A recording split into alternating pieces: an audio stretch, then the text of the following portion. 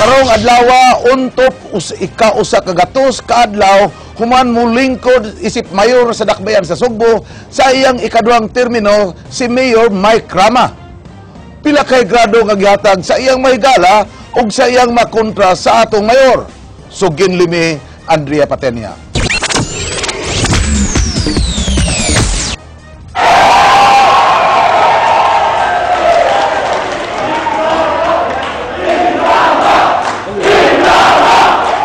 Maisip nga usa sa labing kulbahinam nga eleksyon sa kasaysayan sa syudad sa Sugbo ang miaging midterm elections kay nag-atbang ang kanhi political tandem nga karon nahimo ng arch enemies nga sila si Mayor Michael Rama ug kanhi mayor ug kongresista Tomas Osmeña. Human sa subsub nga pagpangampanya ug grabing kompetisyon, midaog yud si Rama. Among gipangumusta ang performance sa mayor sud sa usa ka gatos ka adlaw nga paglingkod niini sa ikaduha niyang termino isip Cebu City Mayor. Di na gustong hisgutan pa ni Rama ang iyang mga nabuhat, apan kadtong gusto pa niyang kabuuton. Sama sa third bridge sa Cebu, dugang water supply sa syudad, ug ang planong pagtukod og dakong dome sa SRP. Kung kita na ang concept na around it will be commercial. Okay?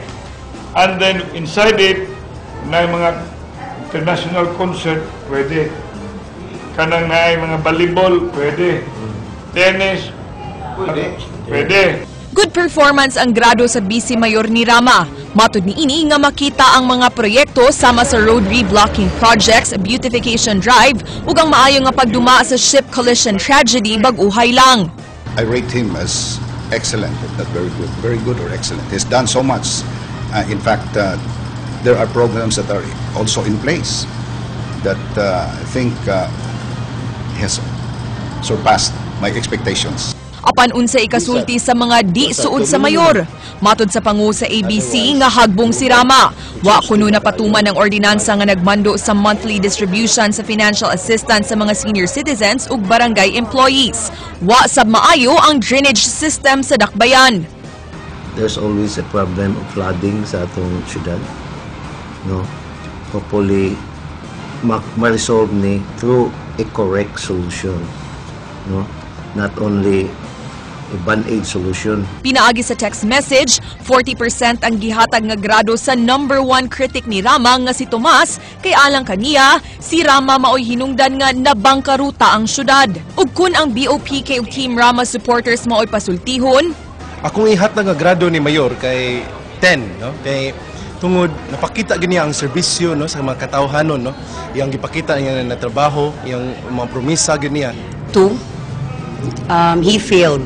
Kaya expectations man gud nato nga on his second term matuman na niya ang saad sa mga senior citizens, and ang ordinansa man gud is clear that it should be given every month.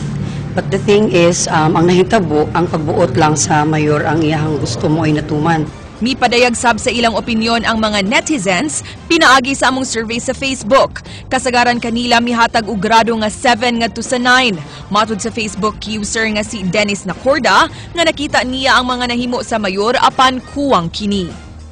Nakalatid sa 1987 Philippine Constitution ang pamahayag nga public office is a public trust. Di mabutang sa katungdanan ng usa ka opisyal sa gobyerno, kundi pinaagi sa boto sa katawhan, busa ang publiko maoy maisip ni ining amo ug aduna kini katungod sa pag-evaluate sa performance ni ini pinaagi sa pagtumbok sa iyang mga kusog ug kahuyang aron mas mahimong epektibo ang iyang liderato.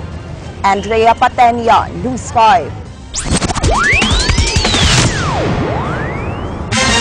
Formal nga gilusad kaganinang buntag ang Task Force Batok Mina, usa ka koalisyon sa mga abogado, magtutudlo ug mga non-government organizations sa Sugbo kang kansang kausa mao ang pagpatuman og moratorium kung pagpahunong sa tanang mining operation sa nasod. King Perez, Sugin Limi. Matod sa grupo nga kinahanglan unang i-audit sa gobyerno ang mga mineral resources sa nasod aron mahibaw-an kung igo pa ba kini. Panawagan sab nila nga i-review ang Mining Act nga nagpadayon sa pagpahimo sa mineral resources sa Pilipinas. Lakip sa mga provision sa mong balaod ang pagtugot sa mga foreign-owned mining companies nga mo-operate sa nasod. Dugang sa grupo nga gisugdan na nila pag-monitor sa mga mining company sa Sugbo o gila kining ikiha kon ang kompaniyang mapamatud-an mihimo og kalapasan. Suportado sa Provincial Environment and Natural Resources Office ang lakang sa mga environmentalists nga hunungon na ang pagmina sa lalawigan gumikan sa kadaot nga dala ni ini. Dunay 48 ka mga small-scale license mining operators karon sa Sugbo apan mas daghan gihapon ang illegal mining operations. Usa sa matud pa labing na daot tungod sa mining mao ang dakbayan sa Toledo. King Perez, News 5. Tungod kay nagkaduol na ang Pasko, nagkadaghan na sab ang mga kabataan nga maglibod suroy aron manaygon. Tungod niini, nangayo og tabang ang Cebu City Anti-Mendicancy Task Force sa mga sakop sa Police Coordinating and Advisory Council atol silang tigom kaganina alang sa hugot nga pagpatuman sa Anti-Mendicancy Ordinance. Ubos sa mga ordinansa, mamultahan og 1,000 ka pesos o paserbisyon sa komunidad ang bisan kinsang masakpan nga muhatag og kwarta sa mga makililimos. Samtang mamultahan og 500 pesos og mabilanggo usod sa usa ngadto sa 5 ka adlaw ang masakpang manaygon sa kadalanan o sa mga jeep di pasayroan. Mipasalig ang hepe sa kapulisan sa syudad nga andam siyang mo-deploy og kapulisan alang pagsikop sa mga street carolers. So much to the distraction, nakakasira din ng image ng Cebu City as a tourist spot. So, annoyance na rin minsan. So, the board is just asking us to gather all this, rescue them, and put them in the center for processing, and that's it.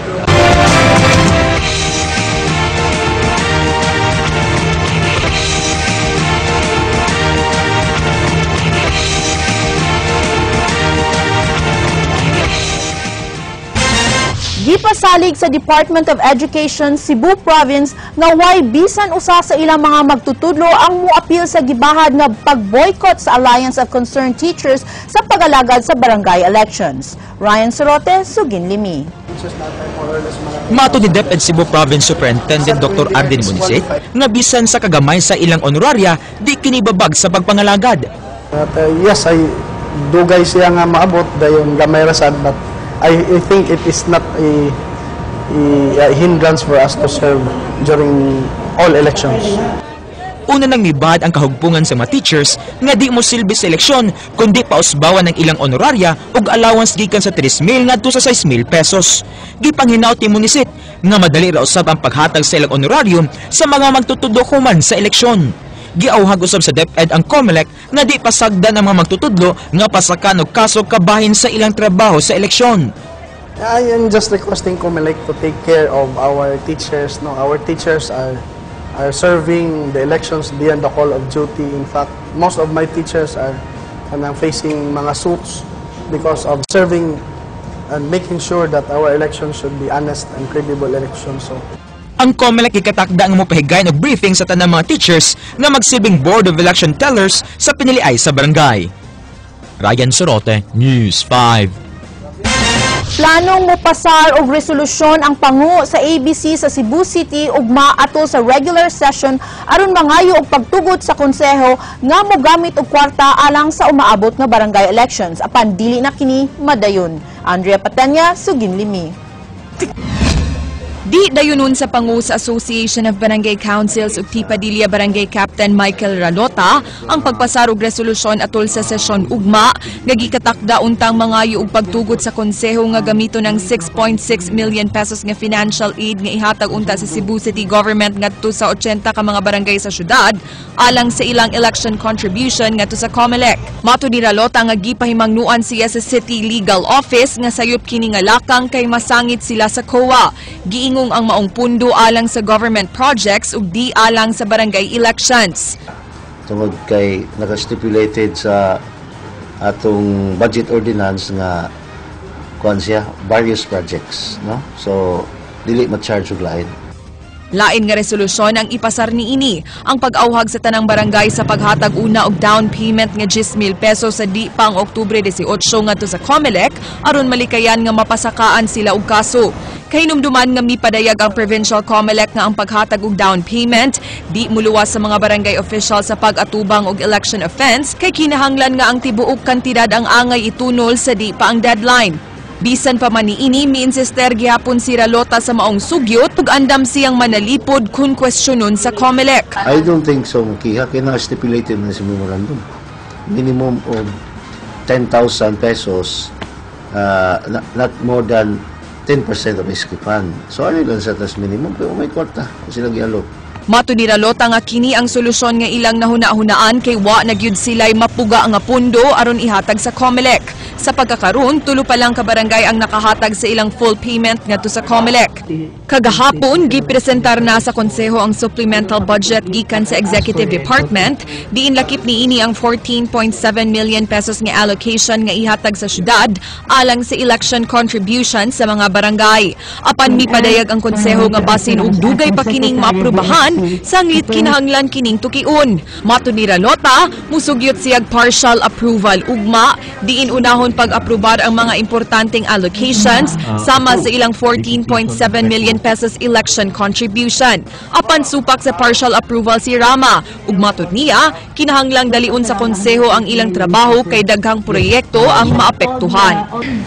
The legislative have to double their time to scrutinize.